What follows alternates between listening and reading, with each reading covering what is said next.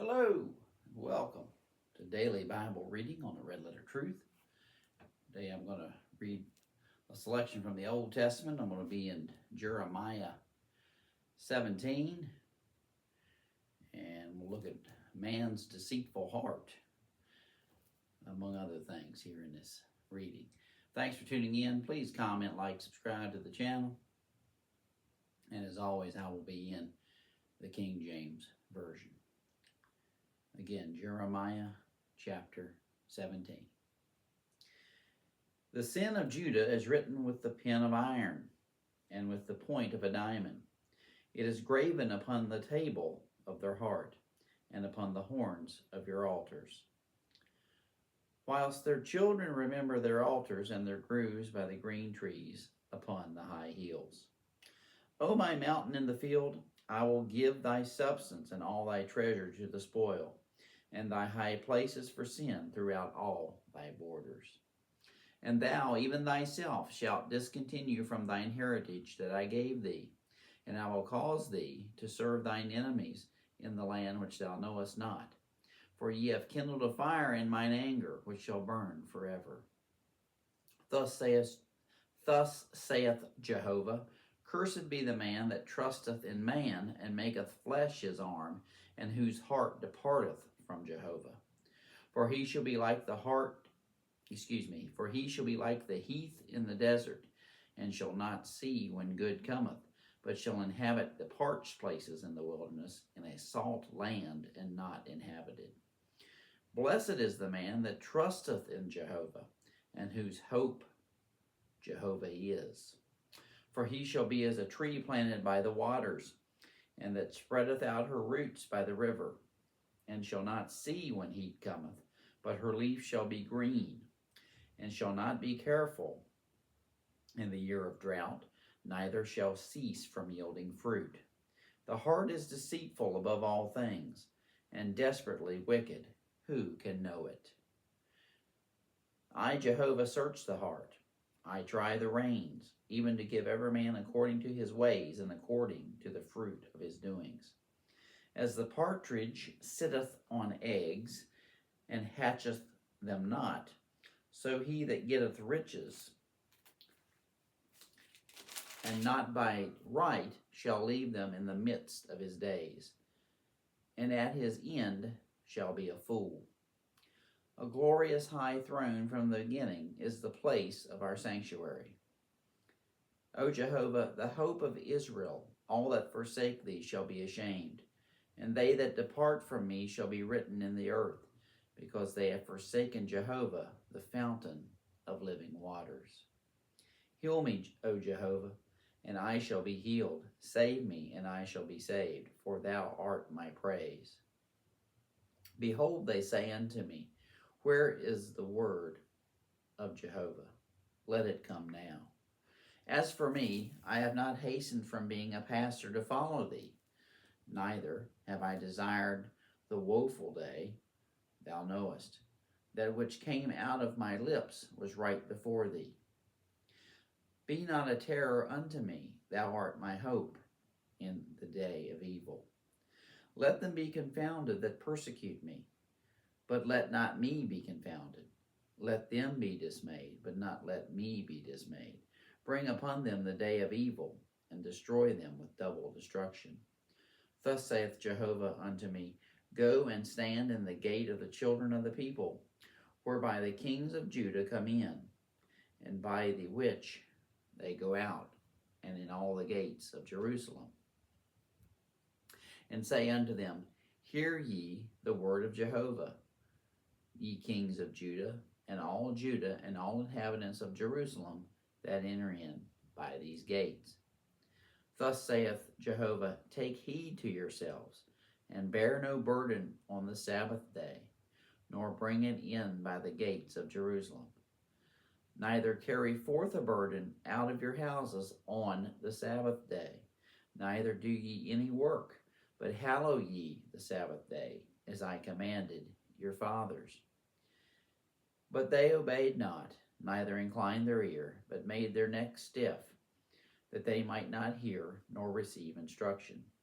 And it shall come to pass, if ye diligently hearken unto me, saith Jehovah, to bring in no burden through the gates of this city on the Sabbath day, but hallow the Sabbath day, to do no work therein, then shall there enter into the gates of this city kings and princes sitting upon the throne of David, riding in chariots and on horses, they and their princes, the men of Judah, and the inhabitants of Jerusalem, and this city shall remain forever.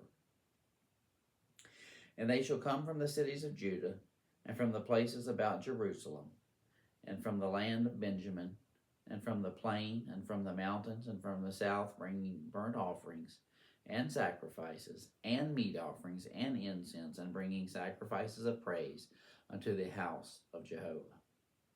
But if you will not hearken unto me to hallow the Sabbath,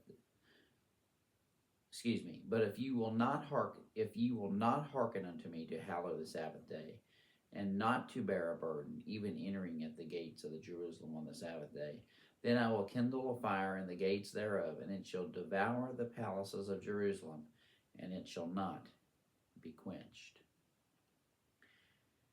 So we see here in Jeremiah 17, and it's fitting, I'm reading this on the Sabbath day, Jehovah's Sabbath, seventh-day Sabbath, not what man has devised as a Sabbath day, but what Jehovah God set aside at creation as the Sabbath day of rest, the seventh day, which I fear men will, if it hasn't already come to pass, in the near future, men will try to manipulate the calendar to reflect the first day of the week and turn that into the seventh day by manipulating what the first day of the week is. I fear that's going to come to pass. The calendar will be changed to reflect Monday as the first day of the week, making Sunday the seventh day. But in our hearts, we who know the true Sabbath of Jehovah God, and know the fourth commandment, will not adhere to that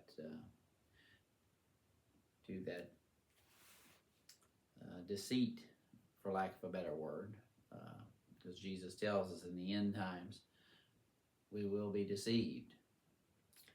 So we must pray that we're not deceived. And I could be wrong, but I just fear that could come to pass. And I believe, if I'm not mistaken, that it's already in some other countries it has come to pass, where they're manipulating the calendar to make Monday the first day of the week, to make the Sabbath fit the biblical definition of Sabbath, which is the seventh day. Anyway, here in Jeremiah 17, we read about man's deceitful heart, and we see here in verse 9, the heart is deceitful above all things and desperately wicked. Who can know it? And that's what Jesus told us as well, that it's not what, when he was asked about his disciples eating without washing their hands, he answered and told them that it's not what goes in the man that defiles him, but it's what comes out of the man that defiles him. And of course, the Genesis or the I guess the motivation for what comes out of the man begins in the heart. Of course, the mind plays a role as well, especially if we want to fulfill our own desires and our own lusts, for lack of a better word. Then we want to live a life that we want to live and seek pleasures we want to seek and not do the will of God, then yes, our heart is deceitful and wicked. And we need to change all that. We need a new heart. So we need to pray for a pure heart and a pure mind to overcome this world of sin. But as we read here in Jeremiah 17, that the heart is deceitful, but Jehovah searches the heart even to give every man according to his ways, according to the fruit of his doings. So we're all born sinners. There's no controversy over that. Anybody and everybody can agree that we're born into sin and we're sinners, and we must overcome that in our lives to do the will of God and keep his commandments and to live a Christian life. And God knows our heart. I mean, some of us have struggles with certain things that are hard to overcome. We need to pray about that. We need to put our faith in the Son of God as our risen Lord and Savior, and to pray and to seek Jesus to come into our heart. And that is the only way we can overcome sin in our lives and anything that is plaguing us. But God searches our heart and knows our true desires and where our motivations lie. So that's a good thing, because if we're truly seeking God and his Son and seeking to do his will, God knows that, and he will empower us to overcome whatever we need to overcome. So that's the beauty of that fact that God searches our hearts. So again, as we read on in Jeremiah 17, fitting as it is for today's message, since this is the seventh-day Sabbath that God created, or I should say set aside at creation before sin, that these verses are included in Jeremiah 17, starting in verse 21. Thus saith Jehovah, take heed to yourselves and bear no burden on the Sabbath day, nor bring it in by the gates of Jerusalem. Neither carry forth a burden out of your houses on the Sabbath day, neither do ye any work, but hallow ye the Sabbath day, as I commanded your fathers. And he did that. My Bible here is a footnote back to Exodus 31:13. But of course, this is from Exodus 20, verses 8 through 11 in my Bible for the fourth commandment. But if we read Exodus 31, it tells us that the Sabbath is a sign between ourselves and Jehovah God, that we belong to him, that we are his, and it also tells us that the Sabbath is a perpetual covenant. So again, perpetual meaning forever. And as some will argue that the Sabbath is just for the Jews, the Sabbath was the Old Testament, the Sabbath was something of the old covenant that isn't necessary today. And then when we get into the fact that, of relaying the message that it's the fourth commandment, well, we don't have to keep that one. Okay, so we have to keep the other 9, but we don't have to keep that one. Why not? Well, that was for the Jews. Oh, okay. Well, I guess, so do the Jews have to keep all the other commandments then, or not? Since they're the only ones that had to keep the fourth commandment, are they the only ones that have to keep the other 9 commandments? Do I have to keep the other 9 commandments, or just for the Jews? So, anyway, not a valid argument. Malachi 3:6, I am the Lord, or I am Jehovah, I change not. Hebrews 13:8, Jesus is the same yesterday, today, and forever. So,